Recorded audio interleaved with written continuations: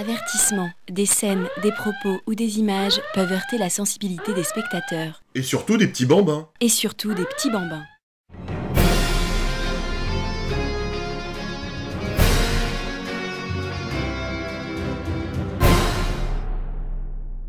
Salut mes petits farfadets léchés goulayants, merci d'avoir cliqué sur une vidéo qui n'en vaut pas la peine. Oui, je suis là, c'est Bob Zombie, toujours vivant et toujours debout. J'avais envie de vous faire un petit cadeau en sortant cette vidéo. Après tout, c'est Noël, donc bah voilà, je vous offre cette petite surprise et ça me fait plaisir. Et pour m'accompagner, il y a mon éternel faire-valoir nichonesque, j'ai nommé Mamzelle Scarlett. Salut! Ah dis donc, et t'as une voix cassée? Oui, j'ai le goitre. Pourquoi t'as sucé des militaires? Salut! Alors vous allez me dire que j'ai une drôle de voix également, et oui, vous avez raison, bande de coquinous, mais croyez-moi qu'il vaut mieux parler du nez que parler du cul. Titre. Vous l'avez compris, je suis malade comme un chien, et il y a la volonté d'être là, de vous faire plaisir avec la bouche, et comme il y a volonté, eh bien vous me pardonnerez ma voix cassée. Personne n'a rien compris à ce que tu racontes. Début de ouf. Si vous vous souvenez de quelque chose, il est arrivé.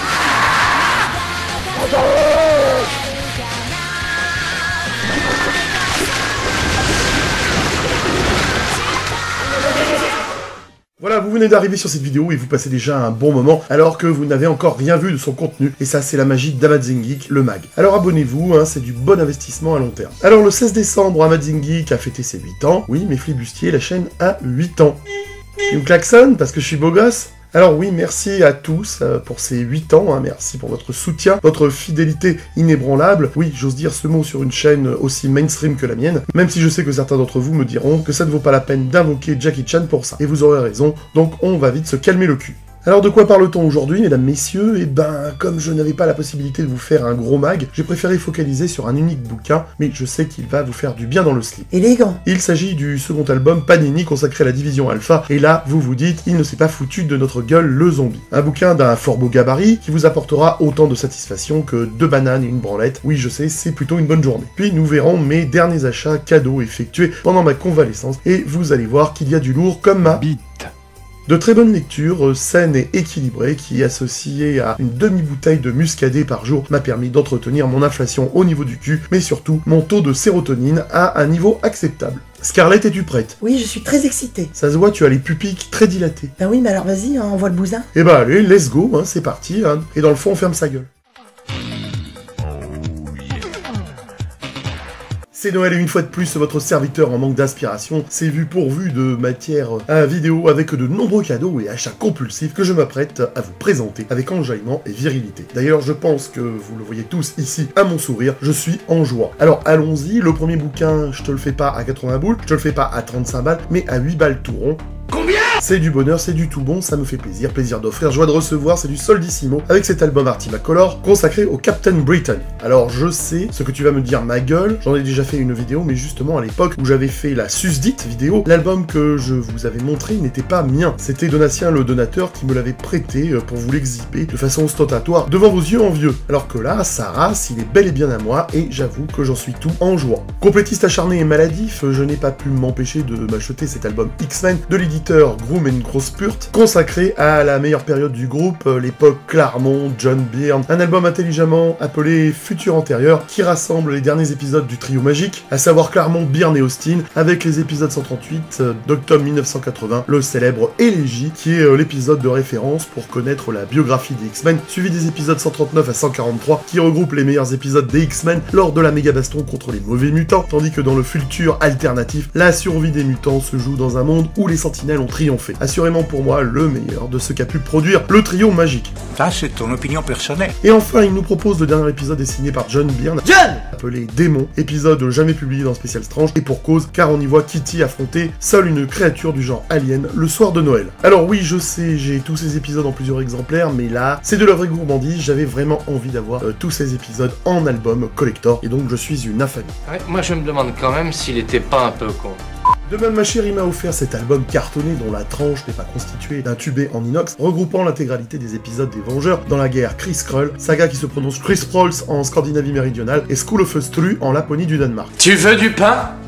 et j'avoue que c'est un excellent cadeau, car jusqu'à présent je n'avais que le trait de paperback en anglais, et j'en avais marre d'avoir à me creuser les méninges pour comprendre le sens des phrases de cet arc narratif. Les épisodes des Avengers contenus en un seul mot dans cet album velu sont les numéros 89 à 97, le tout paru durant les années 71-72.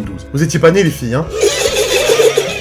Bien évidemment, je vous ferai une vidéo prochainement là-dessus. Le hasard de mes pérégrinations sur quelques marchés provençaux, qui sentent bon le thym et la farigoulette, m'a fait mettre la main sur quelques raretés que je recherchais depuis quelques années. D'abord ce magnifique top BD premier du nom qui retrace l'histoire du film Dark Crystal et qui date de 1983.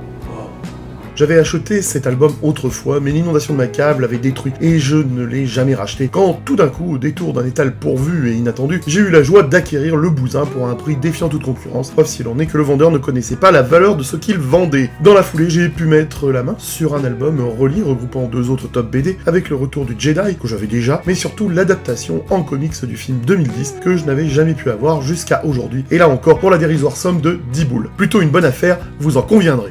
Oui. Enfin, pour rester dans les top BD, j'ai mis la main pour 3 € sur l'effet Aladdin, un top BD de 1986 où j'ai constaté que l'indigence du scénario ne touche pas seulement notre époque.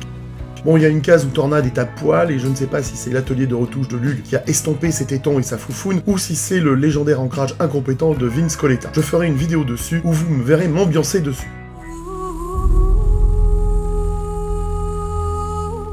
Attention les yeux, la fête continue avec un bouquet final. J'ai également acquis ce super album cartonné regroupant la saga de Korvac. C'est une compile, hein, on dit une compile, hein, ça fait jeune, des Avengers 167 à 177, mais ma foi, je ne connaissais pas, et ben j'ai bien aimé. D'ailleurs, vous aurez une grosse vidéo dessus, parce qu'il y a encore beaucoup à dire sur ce beau bousin. Enfin, ma chérie m'a offert le cadeau de la mort qui tue, et là, c'est une pure beauté, jugée par vous-même devant cet album d'un fort beau gabarit, avec son élément décoratif pour le plaisir des yeux. Ça fait pas mal au sein, il s'agit de la dernière chasse de Kraven. Et waouh, moi qui avais toujours refusé de lire cette histoire, j'avoue que je me suis pris une claque. Ça m'a fait comme une sorte de fussoir. C'est noir, c'est désespérant, et Spidey passe vraiment au second plan. Et il est plus ou moins mitre devant l'échec, cette phrase ne veut rien dire. J'ai toujours détesté Kraven, mais là, j'avoue, dans cette histoire, il est vraiment remarquablement mis en valeur par De Matteis et Mike Zeck, et bien évidemment, j'en ferai une vidéo. Alors, non seulement l'album regroupe la saga de la dernière chasse de Kraven, mais il est complété de toute une ribambelle d'histoires velues, à commencer par ses débuts dans l'Amazing Spider-Man numéro 15 en 1964. Tout le monde s'en fout. Puis par 14 autres récits incroyables du cul des années 1990, et il y en a vraiment pour tous les goûts. C'est un truc de dingue et un bien bel ouvrage qui atteint également le statut de livre objet dans ma collection. Plaisir des yeux et du toucher, extase des sens, profond sentiment de communion avec le comics, bref, l'osmose quoi. Voilà, vous remarquez qu'on ne s'est pas foutu de ma gueule. On mérite pas! On mérite pas! Et vous constatez que j'ai à nouveau du combustible pour vous faire de nouvelles vidéos léchées dans un avenir proche. Bref, joie, bonheur et poire à lavement, c'est du tout bon qui fait plaisir aux yeux et pas mal au sein.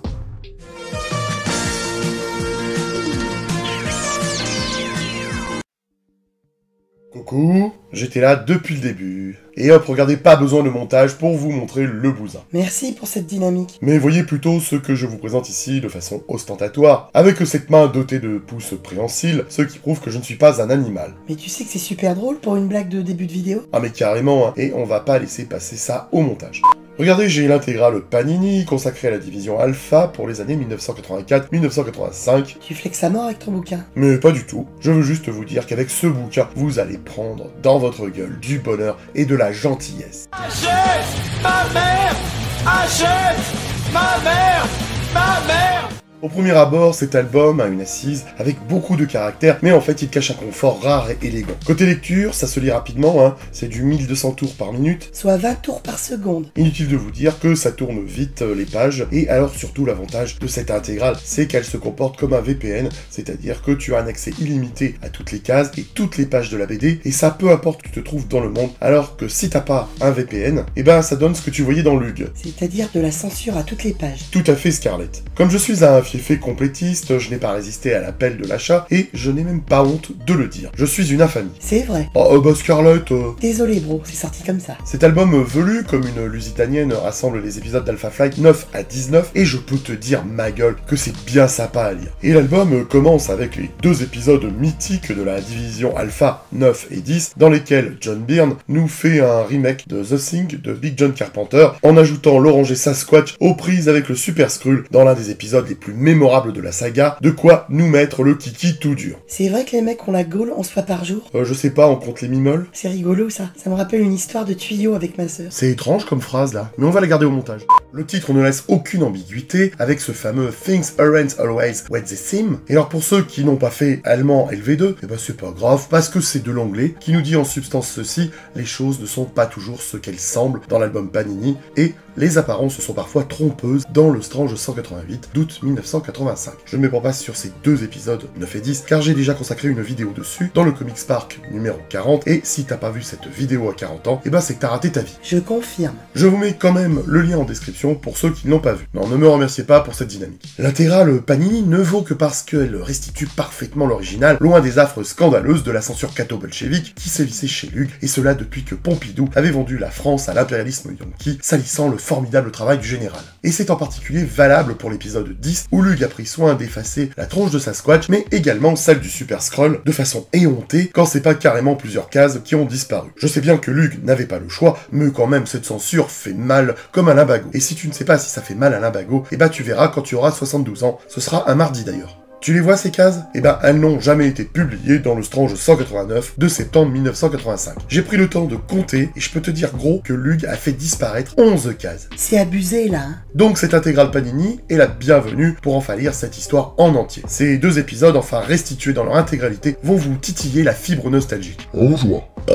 Et alors attention ma gueule, là on arrive sur un arc génial avec les Alpha Flight 11 et 12. Les lecteurs français ont pu voir ces deux épisodes dans les Strange 190, 191 et 192 en octobre et décembre 1985. J'aime bien comment tu arrives à vendre le produit. Au passage, là encore, l'intégrale Panini est un must par rapport au Strange 190, car la partie consacrée aux origines de Sasquatch a été massacrée par la maison lyonnaise, qui a enlevé 4 cases fort jolies en version originale sur la transformation de Sasquatch. J'attire votre attention, de vieux boomers fatigués, sur la couverture de l'Alpha Flight, qui a servi de couverture à l'album Panini. Et non attends, mais je rêve là. Mais c'est moi ou Aurora a de la matière blanche sur le coin de la bouche? Oh bah dis donc Jamy, mais c'est quoi un boucaquet? Oh bah ça, si t'avais pas placé un truc grivois, Tu commences à me connaître grosse. je pense même que je suis celle qui te connaît le mieux. Alors là, non, je pense que l'algorithme de YouTube me connaît mieux que toi. Surtout celui de YouPorn, ouais. Ouais, c'est pas faux. Bon, surtout, on remarquera que la couverture du numéro 12 tease de ouf en te disant que l'un des membres de la division Alpha devra mourir. C'est sujet à gravité du coup. Oui, alors, envoyez le jingle. C'est la première fois que la mort d'un personnage est utilisée par avance pour promouvoir un comics, du moins chez Marvel en tout cas. L'identité du personnage qui allait mourir était à l'époque un secret bien gardé. La plupart des fans avaient prédit que ce serait Vega, au motif qu'il n'était pas, comment dire... Pas sympa? Oui, qu'à chaque page, tellement il tire la gueule, t'as envie de lui foutre ton coup de pied au cul. Je ne sais pas si on peut dire cul aujourd'hui dans la société française. On pourrait faire peut-être Quality Street, la boîte à bonheur. Pas mal ça. Bah théoriquement ça n'insulte aucune minorité. À part les bouffeurs de choconougatine que tu fous en PLS. Putain rien que ça, c'est déjà mort, on le coupera au montage. Bref, Vega n'était pas très gay, au sens de joyeux. Scarlett, tu veux ajouter quelque chose? Je me contenterai d'un rire gêné. C'est le mot gay qui te coince? En 2023, chaque phrase est un défi. C'est vrai, mais bon, bref, on va dire que Vega n'était pas aimable. Et puis tout le monde disait qu'Aurora avait de toute façon les mêmes pouvoirs, donc on pouvait se passer de l'autre grosse tête de con de Vega. Quand on fouille ici et là, sur les forums américains, il existe une histoire qui dit que Peter David, un gazier qui travaillait à l'époque dans le département des ventes de Marvel, aurait distribué des illustrations préliminaires révélant qui allait mourir. Ce qui aurait mis, à juste titre, John Byrne dans une colère monstre. Nique ta mère, gros fils de pute. En fait, David s'en était défendu en expliquant que c'était l'éditeur qui lui avait remis un paquet à promouvoir, et forcément John Byrne a pété les plombs à cette occasion au point qu'il n'a jamais pardonné à David cela. Incroyable ce que tu nous racontes. T'en as rien à foutre? Ouais. Après, je comprends John Byrne d'un point de vue artistique, parce que c'est vrai que c'est un coup tordu, parce que c'est difficile à accepter que lorsque ton oncle t'a refilé l'herpès dans ton adolescence à l'arrière d'un van. Tu l'as bien mérité, petite salope. Même si je pense que 40 ans plus tard, il aurait peut-être pu ravaler sa colère, parce que aujourd'hui encore, le John, il est encore vénère. Mais bon, on va ne pas refaire notre Johnny John Duff, sanguin et au melon macrocéphalique, aussi teigneux qu'un fox sous antidépresseur. Car oui, nous le savons tous, et pas seulement de Marseille, en grattant la patine artistique de notre bon John, on se rend compte qu'il est aussi agréable qu'un journaliste de Télérama. Pour faire simple, il n'aime personne. Et d'ailleurs, si vous êtes un lecteur de Télérama, eh ben c'est que vous êtes Un nazi. Arrête, le bot de YouTube va encore faire la gueule.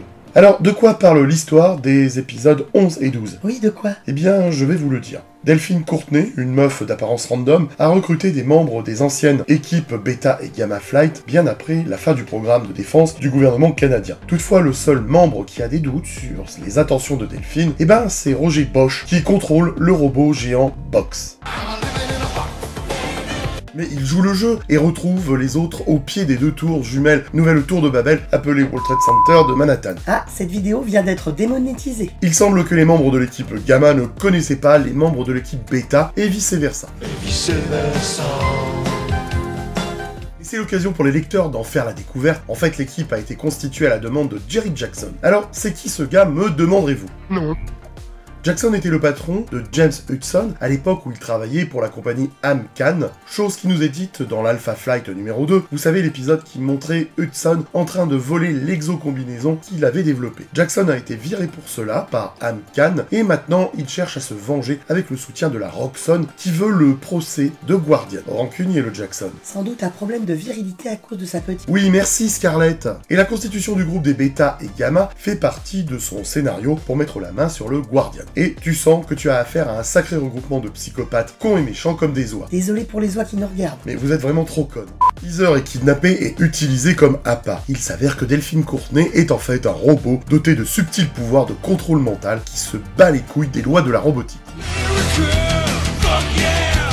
Au passage, j'attire votre attention sur le directeur de Roxxon qui s'appelle Auguste D'Angelo. Vous savez qui c'est? Je l'ignore promptement. La femme qui apparaît sur la photo, sur son bureau, c'est sa fille, Julie, qui apparaissait dans la série des Fantastic Four de Byrne, et Auguste D'Angelo est apparu dans l'Amazing Spider-Man 236. Oui, je sais, j'ai fait des recherches, alors abonne-toi pour récompenser mon boulot. Et puis parce que j'ai la crève et que je fais quand même cette émission. Bref, Guardian se retrouve piégé à la fin de l'épisode et il doit faire face à la division Omega. Mais Hudson, qui est loin d'être un con, juste avant de tomber dans le piège, a utilisé le dispositif de signal alpha pour invoquer le reste de l'équipe. Ce sera la première fois que toute l'équipe sera réunie depuis le numéro 1. Enfin, presque toute l'équipe, Marina étant occupée à se faire butiner le pistil par le Submariner et forcément elle manque à l'appel. Aurora récupère Sasquatch avec lequel elle joue au docteur et alors qu'elle espérait avoir quelques limages d'écriteaux supplémentaires, en bonne et due forme, elle se retrouva fort dépourvue lorsque le signal fut venu. Gay comme un passon, si vous êtes un passon et si vous êtes gay, dites-le dans les commentaires. On accepte aussi pour les piques et pêches.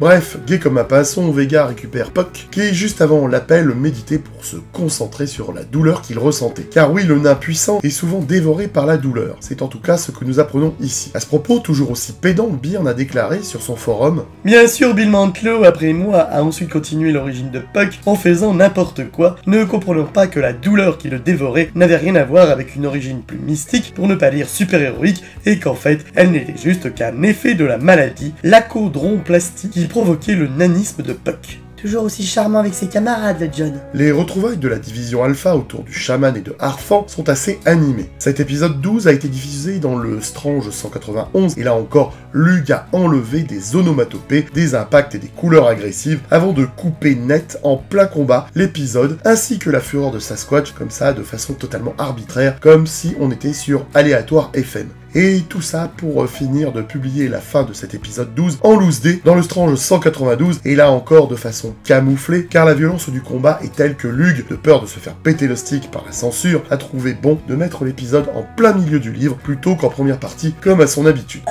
L'arrivée de Vega tend les relations au sein de l'équipe, cette tête de con n'ayant toujours pas accepté qu'Aurora ait rompu son association avec lui. Il essaie de se faire pardonner, mais Aurora n'est pas intéressée. La dispute aboutit à un combat qui devient rapidement incontrôlable quand Sasquatch s'en mêle. Il perd le contrôle de la bête qu'il est, et le reste de l'équipe est obligé de le maîtriser. Aurora parvient à le calmer, mais Sasquatch sera moins efficace dans le combat à venir, car il craint de perdre à nouveau le contrôle. Après ce combat aussi interne qu'inutile, Shaman téléporte l'équipe à New York, où ils rejoignent le combat avec Omega Flight. C'est là qu'on apprend qu'Harfang n'est pas réellement en mesure de quitter le Canada et qu'une fois qu'elle le fait, son pouvoir et sa jeunesse s'épuisent. Malgré quelques revers en début de combat, où l'équipe ne sait pas faire parler le cuir et manque d'être magistrale dans la branlée, au final, la division Alpha s'en sort bien contre l'Omega. Lug a encore supprimé toute violence sans impact et cela est visible sur la double page du Strange 192 quand le rayon du Guardian ne va pas frapper Diamond Lyle et rebondir ailleurs. Diamond Lyle. Oui, elle s'appelle comme ça la meuf. Car oui, mesdames et messieurs, la méga baston contre les Oméga est gâchée dans le Strange, car dépourvu de percussions colorées, d'impact pétulant et d'onomatopées poilues. C'est aussi triste à regarder que le catalogue Netflix du Pérou.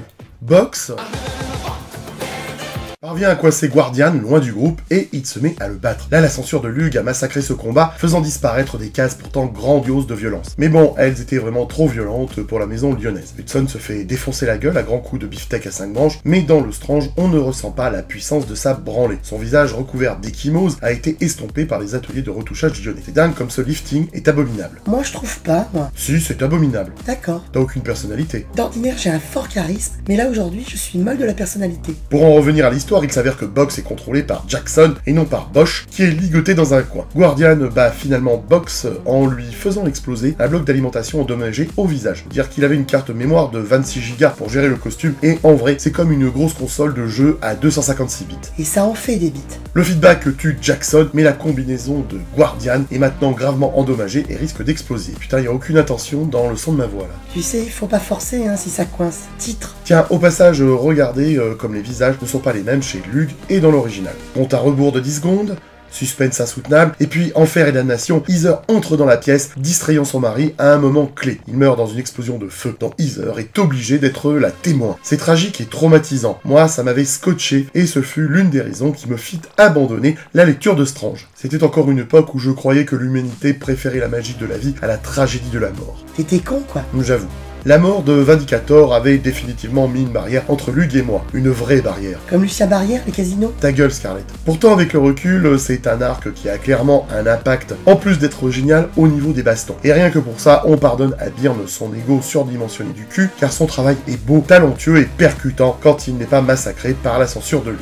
En parlant de l'agacement que peut susciter Byrne à cause de sa grosse pastèque surdimensionnée, j'ai retrouvé un article de l'époque qui montre que les lecteurs étaient déjà gavés par le bonhomme. C'est dans le courrier des lecteurs, dans l'Alpha Flight numéro 12, où le bon John en prend pour son grade de la part d'un lecteur très ironique.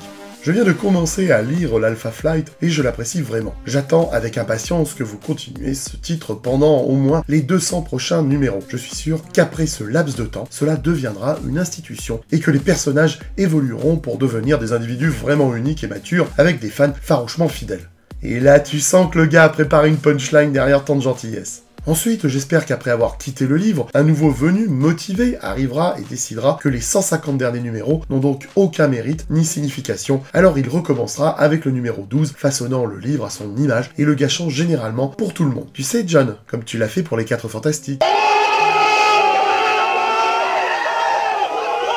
Je trouve ça bien que les lecteurs ne soient pas tous aveuglés par leur amour pour John. Oui, c'est un génie artistique, mais oui, il a une trop grosse pastèque sur les épaules. Il dit 5, 4, 3, 0 et après, paf, pastèque. Tu vas me dire, il s'en bat les steaks des critiques, mais ouais, le succès n'aide pas les artistes à conserver un niveau raisonnable d'humilité. Passons à l'Alpha Flight numéro 13. 13 pour moi, ça représente 13. Qui continue à être du grand art, car Byrne nous offre une séquence de cauchemar sans dialogue de 11 pages, et c'est du pur bonheur visuel. Alors que dans le Strange 193 de janvier 1986, il n'y a que 9 pages. Ça vous étonne ? Non. Oui, Lug a encore tronçonné 9 cases, pourtant sublimes, mais trop trash pour la censure catho-bolchevique. Aussi, je ne saurais trop vous pousser à vous délecter de la version intégrale, contenue en un seul mot dans l'album Panini, pour apprécier la puissance de l'œuvre de Mr. Byrne. Tristesse d'une scène intense aux chromaticités dramatologiques. Quand tu parles comme ça, c'est fou ce que tu peux gagner instantanément en classe. Merci Scarlett, t'es une gentille fille. Mais pour en revenir à la scène du cimetière, oh là là, tout le monde est très tactile dans cette scène du cimetière, j'ai l'impression que ce ne sont plus des êtres humains mais des iPads. En gros, Heather Hudson fait de terribles cauchemars, compréhensibles, après avoir vu son mari se faire dissoudre par l'incandescence de son armure défaillante, comme a pu se dissoudre dans la baignoire du docteur Petiot, quelques victimes adipeuses élevées à la margarine. Avec Puck et Shaman, elle rend visite à l'ancien agent de liaison d'Alpha Flight auprès du gouvernement, Gary Cody, et il l'informe qu'en termes d'obtention d'une pension, ou quoi que ce soit, elle pourra se la mettre sous le bras et la fumer plus tard. Bah oui, parce qu'en fait, elle n'a rien à demander concrètement. Guardian est décédé dans un conflit de rancune, après avoir quitté le Canada pour une offre d'emploi aux États-Unis et bien après la fermeture du département H et de la dissolution officielle d'Alpha Flight. Il n'est pas mort au service de son pays, comme le dit Heather. Donc bon, elle a essayé la bougresse de tirer un peu de thunes, mais bon, son argumentation ne tient pas la route, comme la Porsche de Sacha Distel. Alors là, c'est une référence de boomer, et ceux qui n'ont pas la ref, j'aurais envie de vous dire, ayez-la. Quoi qu'il en soit, Heather déclare « Sans Mac, il n'y a pas d'Alpha Flight. Son rêve est mort avec lui. On s'en bat les couilles. Ok, je te trouve très calme aujourd'hui, Scarlett. Vu que je suis très excité de refaire de la vidéo avec toi, j'ai peur d'en faire trop pendant l'émission. Mais non, bébou, fais-toi plaisir. Bon bah d'accord. Bref, un très bon épisode que je vous invite à relire dans son intégralité. Notez aussi que sur la couverture, les pierres tombales indiquent Byrne, Grom, Mill et Sienke. Et alors là, vous allez me dire, mais dis donc gros, on ne sait rien des conséquences du combat entre les alphas et les omégas du numéro 12. Et je te dirais que tu as raison, ma gueule. On nous dit qu'Omega Flight a été vaincu et remis aux autorités de New York. On sait aussi que Jackson et Delphine Courtney ont disparu. Mais ne nous arrêtons pas en si bon chemin et enchaînons sur le long arc narratif très riche qui suit, regroupant les Alpha Flight 14 à 17, et il s'en passe des trucs. Déjà du côté artistique, on sent un léger changement dans le style, lorsque Bob Wiacek devient l'encreur semi-régulier de cette série. À partir du numéro 15, il saute cependant le numéro 17, et pour cause, puisque ce numéro 17 est en fait en grande partie une escroquerie, je voulais dire une réimpression de l'Uncanny X-Men 109. Tu peux le dire, c'est une escroquerie. Mais sans plus tarder, passons à l'histoire. Dans le numéro 13, nous avons vu un passant se faire tuer près du fleuve Saint-Laurent. Et l'arc qui commence dans le numéro 14 fait suite à cela. Il y a eu une série de meurtres au bord de l'eau près du lac Ontario. Heather rend visite à Puck, près de Toronto, et il se trouve dans un restaurant voisin pour se la jouer. Ouais, on est trop copains. Et tout à coup, une des nouvelles attaques se produit. Cette fois, c'est un bébé qui est emmené par une créature tentaculaire et le mioche est attiré dans les fonds ténébreux du lac. Heather saute immédiatement à l'eau pour tenter de sauver le bébé, ce que Puck attribue à une tentative de faire quelque chose d'imprudent pour expier la culpabilité qu'elle ressent à propos de la mort de son mari. Ça ressemble à de la dépression post-branlette après rupture difficile. Et alors, truc que j'apprécie dans cette BD, c'est qu'Heather ne parvient pas à sauver le bébé, il n'y a pas de happy end. On voit Puck prendre vraiment de l'ampleur dans ses histoires, et lui, le laissé pour compte, le nain de service, que dis-je, le nabominable, il est celui qui est en train de ressusciter l'équipe. Il a le Boeing en bout de piste, quoi. Tout à fait. Il appelle Marina pour l'aider à enquêter, ces dernières étant en train de jouer à touche pipi avec Namor à Atlantis, qui aimerait bien noyer son cornichon mariné dans Marina. Tu fais quoi, là? Pardon, je croyais que je sortais mon doigt, mais en fait je sortais autre chose. T'es relou, hein. La susdite Marina décide d'aider Puck sur cette étrange affaire, d'autant que l'horreur sous l'eau est peut-être de la même espèce qu'elle. Mais contrairement à elle, elle n'a pas été empreinte d'un code génétique. Il y a de grandes chances que cette chose cherche à assimiler les humains qu'elle attrape pour muter ou évoluer vers quelque chose de plus parfait. Marina part enquêter dans les profondeurs de l'eau pour voir si elle peut trouver cette créature. Elle découvre des cavernes étranges verdâtres qui ne sentent pas très bon. Ça te fait penser à quoi, Scarlett? Un brocoli qui pète. Non, c'est de ma faute, j'aurais jamais dû te poser cette question. Bah non, un brocoli c'est carminatif. C'est-à-dire? Bah ça fait péter. C'est en train de devenir n'importe quoi cette vidéo. On en a rien à foutre, gros. Il y a bien longtemps que les viewers ont quitté ta vidéo. On peut dire n'importe quelle connerie, plus personne ne regarde de toute façon. En tout cas, merci pour le mot carminatif, je ne connaissais pas. J'ai grandi avec le bled et le bécherel, donc c'était facile pour moi. Non mais surtout, tu me fais passer pour un inculte handicapé du vocabulaire. Mais non, bébou, je dirais pas ça comme ça. C'est un peu violent envers toi. Oui, enfin un peu quand même. Et quand Marina revient à la surface, eh bien, elle est redevenue sauvage. Ah! Un affrontement débute entre les deux, mais Puck, qui ne veut pas blesser son ami, décide d'utiliser l'art de la tauromachie. Car oui, on apprend qu'il a vécu en Espagne et qu'il était un contemporain d'Ernest Hemingway, qui avait visité l'Espagne entre les années 20 et les années 60 environ, et il n'est donc pas nécessaire de suggérer que Puck a une longévité surnaturellement longue. Tu sais à qui il me fait penser? Non. La pisse partout dans Fort Boyard. Ok. Enfin, Namor arrive et pète le stick à Puck, car comme d'habitude, le playboy des fonds marins ne prend pas le temps de réfléchir ou d'analyser la situation, et ce con se retrouve à son tour confronté à la même situation d'essayer de désactiver Marina sans la blesser. C'est alors que le maître du monde apparaît et l'assomme. Le puissant Namor se ramasse à son tour sur le sol. Ramassing on the floor.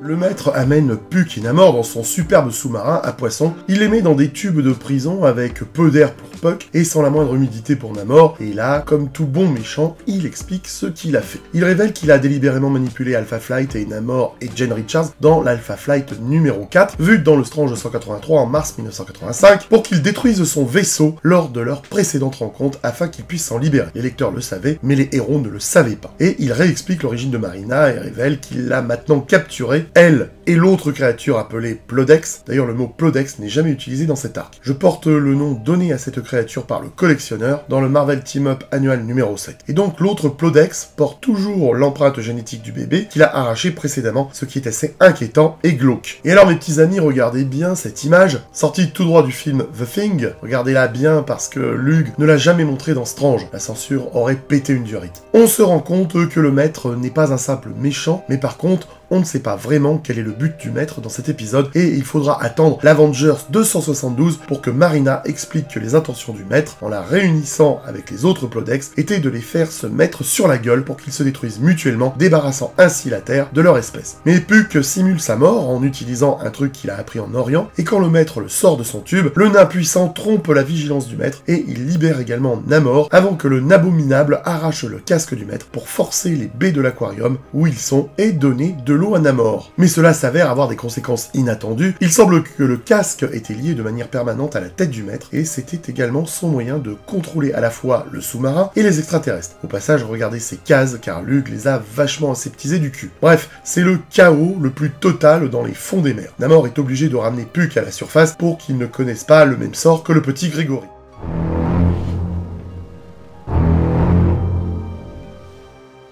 Plus tard, après le départ de Namor, Marina marinant dans sa marinade marinée... C'est bon, je crois que tu as épuisé le fun sur cette blague. Ok, Marina révèle à Puck qu'elle est revenue à la normale, elle est perturbée par les révélations sur ce qu'elle est réellement et ne veut plus être avec Namor ou Alpha Flight. Et pendant ce temps, Heather est toujours à l'hôpital, et là, paf, notre bon Serval entre en scène, et non, je ne dirais pas Wolverine, mais bien Serval, car là, on est entre Lugien bordel. Il a entendu parler de la mort de Guardian, et il vient voir sa vieille copine. Il passe du temps à l'hôpital pour se remémorer le bon vieux temps, technique artistique que je condamne, histoire d'être de mauvaise foi, puisqu'il s'agit d'une réimpression d'une partie importante de l'Uncanny X-Men 109, qui était la première apparition du Guardian. Après la réimpression, Byrne reprend son taf en faisant apparaître le petit nain puissant. Serval et Puck se connaissent de réputation, le Nabo dit qu'il est temps de choisir un nouveau leader pour Alpha Flight, il pense à Heather. Wolverine est d'accord, et Heather n'y réfléchit pas trop longtemps avant d'accepter. La place de la femme, c'est la cuisine! Dans une intrigue secondaire, nous découvrons Elizabeth Tuyungmen, la fille du chaman, qui, lors d'une fouille archéologique, déterre un crâne qui libère un fantôme vengeur. Ce qui la pousse à rechercher son père, après ne lui avoir pas parlé pendant 15 ans. Petite conne. Mais bon, chaman est un papa à la cool, hein, c'est pas un enculeur de maman, genre ceux qui détestent leur enfant parce que ce maudit stérilé n'a pas fonctionné. Et il prend sur lui l'humeur de sa pétasse de fille. Mais en fait, ce sont les galères de ce pays. Le temps de faire un petit détour du côté de chez Swan, non, de chez Snowbird, dit Arthur en français, qui révèle sa véritable identité à son camarade de la gendarmerie, Doug Thompson, un homme au goût simple, comme moi au final. Malgré la révélation, Doug lui dit qu'il est amoureux d'elle, et regardez-moi ce panneau, c'est un véritable hommage au livre d'amour des années 50. Ce truc-là? Oui, ce truc-là. Dans une autre intrigue secondaire, Roger Bosch contacte un homme nommé Madison Jeffries. Il veut que le susdite Jeffries l'aide à venger la mort de Guardian. Le gazier est un transmutateur, c'est-à-dire un gars qui a le pouvoir de fabriquer n'importe quelle machine, n'importe quoi à partir de métal, de verre et de plastique. Bosch veut que Jeffries l'aide à reconstruire son robot Box. Ta gueule! Afin que personne d'autre ne puisse l'utiliser comme Jerry Jackson l'a utilisé pour tuer Guardian. Et puis ils traqueront Jackson et le robot Delphine Courtney qui, selon lui, sont tous deux encore en vie. Je sais pas ce que vous en pensez, chers camarades spectateurs, mais je trouve cool de voir un tel niveau de développement avec deux personnages dont on n'a presque rien vu jusqu'à présent. Bosch a été introduit dans l'Alpha Flight numéro 11, et il n'était certainement pas un méchant comme le reste d'Omega Flight, mais il n'est pas non plus membre d'Alpha Flight, et n'a pas été membre du casting jusqu'à présent. Quant à Jeffries, nous ne l'avons jamais vu auparavant, sauf dans le cadre d'un flashback à panneau unique dans Alpha Flight numéro 1, qui le montrait aux côtés du reste de Gamma Flight et ne donnait aucune indication sur ses pouvoirs ou sa personnalité. Côté intrigue secondaire, on a le passage avec la crise d'Aurora, sorte de schizophrénie. Je ne sais pas si on dit schizophrénie d'ailleurs, parce que ma sœur, elle dit schizophrénie, et je trouve ça plutôt bizarre à dire. C'est prodigieusement pas intéressant. En tout cas, je ne peux pas vous mettre les images où Aurora se retrouve à poil dans la salle de bain, car YouTube va péter une durite, comme quand tu montres des images de grosses chaînes poilues allongées sur des grosses bites. Titre, et YouTube n'aime pas ça. Plus tard, elle demande à Walter Langowski d'effectuer sur elle une procédure qui modifie sa structure génétique et son objectif est de rompre son lien avec Vega. Langowski accepte de le faire car il peut également profiter de l'occasion pour s'assurer qu'elle ne sera pas détectable en tant que mutante puisqu'il voit que le sentiment anti-mutant est à la hausse. Après la procédure, Aurora prend un nouveau costume que j'ai toujours trouvé à chier. Bref, cet arc narratif est généreux en information. Il se passe beaucoup de choses, et la décision de Byrne de diviser à nouveau l'équipe après la mort de Guardian signifie que nous obtenons de nombreuses intrigues secondaires, en plus de l'histoire principale de Marina. Cela donne également beaucoup de profondeur à la série, puisqu'il ne s'agit pas d'un simple regroupement de l'équipe pour combattre un méchant, mais plus de développement et de temps consacré aux personnages individuellement, que je détestais étant ado et que j'ai appris à apprécier aujourd'hui en tant qu'adulte à la relecture de cet album. Si tu trouves que j'ai une très belle expertise sur le sujet, dis-le dans les commentaires. Et si ce n'est pas le cas, mets un pouce bleu, rien que pour mon boulot. Parce que je le vaux un peu, en vrai. Je dis bravo à Byrne pour le traitement d'Heather, la façon dont elle fait face à la mort de son mari, c'est vachement bien géré. Et Byrne en fait une féministe intelligente qui a compris qu'être féministe, ce n'est pas mettre la cause de ses échecs sur le dos du patriarcat. Et en ça, le personnage d'Heather, qui a fauté et causé la mort bien malgré elle, est en recherche de rédemption. Et ça, c'est beau.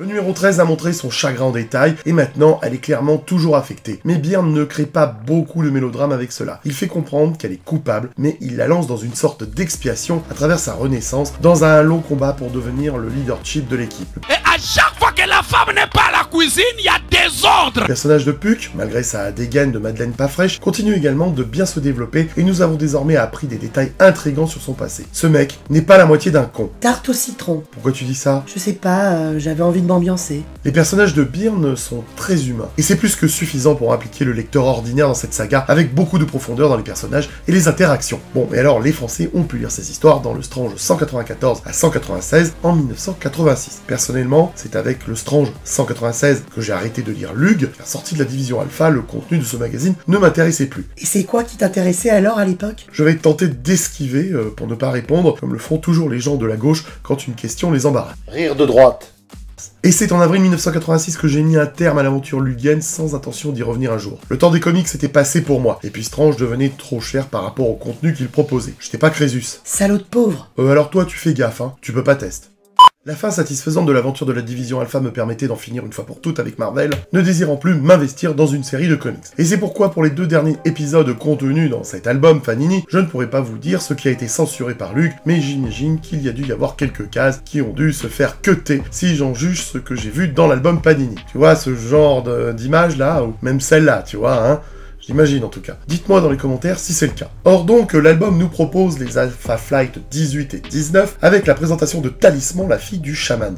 Il serait faux de penser que la division Alpha est simplement les Avengers au Canada, car à mesure que vous parcourez les épisodes, vous vous rendez compte que la chose qui distingue vraiment Alpha Flight d'une équipe de super-héros traditionnelle est le degré auquel ils font face à des menaces mystiques. En fait, Alpha Flight est beaucoup plus proche des défenseurs. Non, c'est pas possible. Attention de ne pas trop surjouer Scarlett. Au début du numéro 18, Heather essaye de rassembler l'équipe et découvre que Vega n'est pas intéressé. Il préfère se la couler douce, genre Playboy de la dune du Pilat. Pour lui, c'est finito. Quand elle lui demande de se joindre à elle pour constituer l'équipe, la réponse de Jean-Paul est sans équivoque. Ferme ta gueule, salope! Va te faire enculer!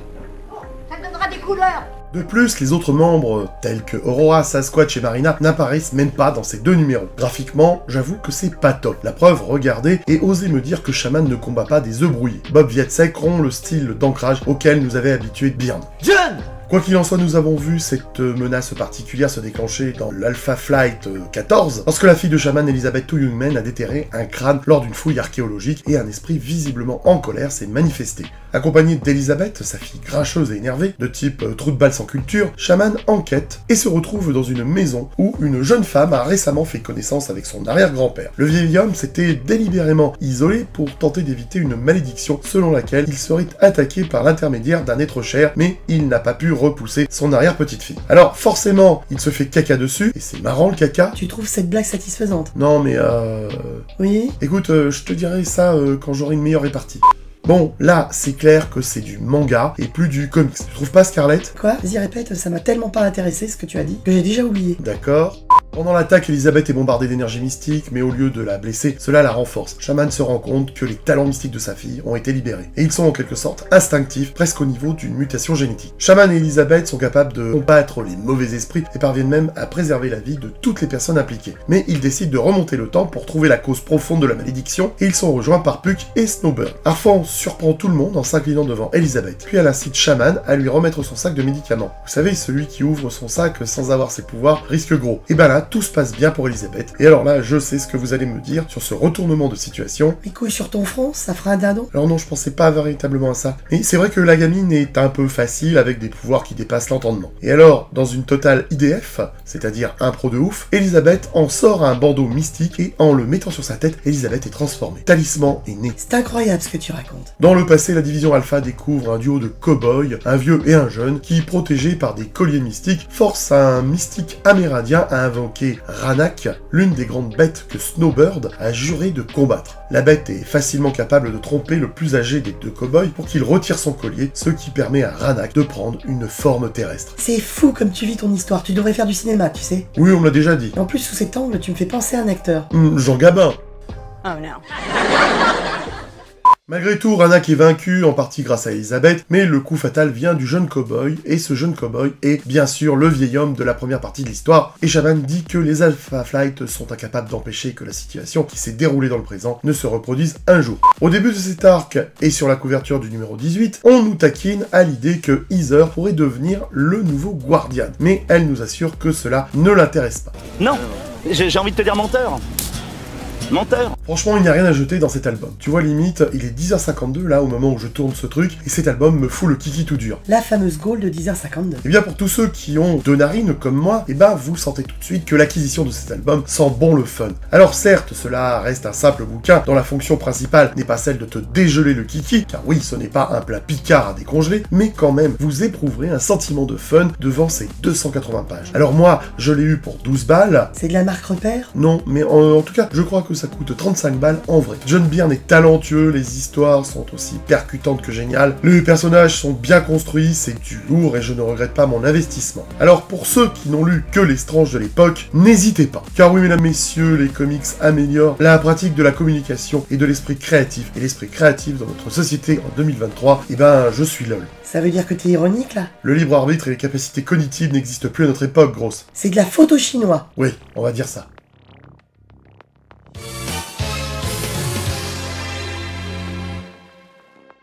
Voilà, ce mag est maintenant terminé, il n'était pas prévu, mais j'avais vraiment envie de vous le faire, c'est ce petit cadeau de Noël, et je vous souhaite de très bonnes fêtes de fin d'année. Il ne me reste plus qu'à remercier Scarlett de m'avoir accompagné, merci grosse. Pas de rien, bolos. C'était Bob Zombie, le prince de la bulle de love dans le tube, n'achetez pas chinois, mais laisse pause blow pour récompenser mon boulot. À tout bientôt les geeks. Dis donc Scarlett, vu qu'on est tous les deux là ce soir et qu'on a la crève, ça te dirait pas qu'on passe la soirée ensemble? Tu vois venir Coco, tu veux qu'on mélange nos muqueuses? Accessoirement. Nique ta mère. Ouais d'accord, faisons comme ça alors, ouais. Comme ça. Et même pour un choco? Non. Et le paquet? Bah voilà, ça change tout. Ah, je savais bien que ta probité n'était pas absolue.